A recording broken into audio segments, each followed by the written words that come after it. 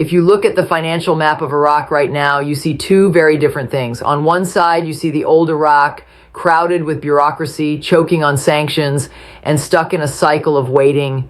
You see the frustration of investors who have been holding on to the dinar and the dong for years, hearing the same rumors over and over again. But then, if you look just beneath the surface, you see something else. You see the future. You see a massive, gleaming financial infrastructure that is being built right now to save not just the Iraqi economy, but to stabilize the entire Middle East. It was supposed to happen months ago. It was supposed to be the handshake that sealed the deal between the Central Bank of Iraq and the global financial system. But recently, we have seen a shift. We are watching a high-stakes poker game where one side is betting with regulations and sanctions, and the other side, Iraq, is betting with the world's most needed commodities, oil and gold. Before we go any deeper into this, I need you to do one thing for me. Hit that subscribe button and drop a comment right now telling me, do you think Iraq has finally built enough leverage to stand up to the U.S. Treasury? Or do you think Washington still holds all the cards? Your engagement is what keeps this independent analysis alive. So let me know your thoughts. Now, let's get everyone on the same page because things are moving fast. For years, we have been told that the revaluation of the Iraqi dinar is just around the corner. We've seen the gurus promise dates, and we've seen those dates pass. But what happened in the last 72 hours is different. We aren't looking at rumors anymore. We are looking at a structural shift. You see, Donald Trump and the U.S. Treasury have a very specific way of dealing with emerging economies.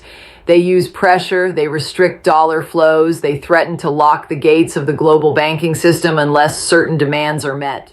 They thought this pressure would make Iraq panic. They thought Prime Minister al-Sudani would fly to Washington and beg for relief, but that is not what happened. Instead of folding, Iraq pulled a lever that many people didn't even know existed. If you thought the currency war was intense before, you need to see what is happening now, because when the U.S. tried to corner Iraq regarding the dollar supply, Iraq didn't blink. Instead, they accelerated their move toward economic sovereignty. In the next few minutes, I am going to show you exactly why this is the most critical moment for dinar and dong holders. I'm going to show you the receipts, the actual data points that prove we are at the end of the old system. Let's talk about the leverage. You need to understand why Iraq matters and why the Vietnamese dong is quietly positioning itself for a massive move. I want to give you the receipts right now. Receipt number 1, the WTO accession. This is the receipt that the mainstream media often forgets to read. For 20 years, Iraq has been trying to join the World Trade Organization. To join the WTO, you cannot have a multi-rate currency. You cannot have a currency that fluctuates wildly on the black market. You need a stable, internationally recognized rate.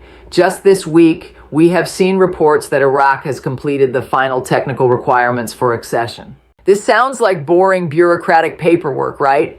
It's not. It is the single most important signal that the rate is about to change. You don't do 20 years of homework just to fail the final exam. Iraq is preparing its banking sector to handle international trade at a competitive level. That means the dinar has to have purchasing power. Receipt number 2, the hydrocarbon law and the budget. Look at the numbers. Iraq passed a massive 3-year budget. This budget is built on spending and infrastructure projects that are impossible to fund at a rate of 13.10 to the dollar. If they keep the rate this low, they burn through their reserves in months. But if they revalue the currency, if the dinar becomes stronger, the cost of all those imports for their construction projects drops dramatically. The HCL, or oil and gas law, is the handshake that seals this. It resolves the dispute between Baghdad and the Kurds. Once that oil starts flowing freely and the revenue is shared legally, the backing for the currency becomes rock solid. The market knows this. That is why, despite the political noise, the smart money isn't leaving Iraq. It's digging in. Receipt number 3, the Vietnam connection. Now let's pivot to the Vietnamese dong for a moment, because this is the silent giant. While Iraq is fighting a political battle, Vietnam is fighting a trade battle. Vietnam has quietly become the factory of the world. Companies like Samsung, Apple, and LG have moved billions of dollars of manufacturing into Vietnam. When you export that much, your country gets flooded with foreign cash. Economics 101 says that when a country has a massive trade surplus, its currency must appreciate. The U.S. Treasury has even watched Vietnam closely for currency manipulation because the dong is artificially low. Vietnam is running out of reasons to keep the dong cheap. They need to buy fuel, they need to buy raw materials, and a stronger dong helps them do that. The pressure on the dong is upward, not downward. It is a coiled spring waiting to release. So why hasn't it happened yet? Why are we still checking our phones every morning hoping for the notification? It's because of the psychology of the negotiation. We are watching a game of chicken. The U.S. wants Iraq to completely cut off the dollar supply to Iran and other sanctioned entities. Iraq is saying, we are doing our best, but if you push us too hard, we will stop using the dollar altogether and switch to the yuan or a basket of currencies. That is the threat. That is the leverage. And for the first time, Washington looks a little confused. They realize they cannot bully Iraq the way they used to because Iraq now holds the energy cards that the world needs. This isn't just about a currency revaluation anymore. It is about the birth of a new financial hub in the Middle East.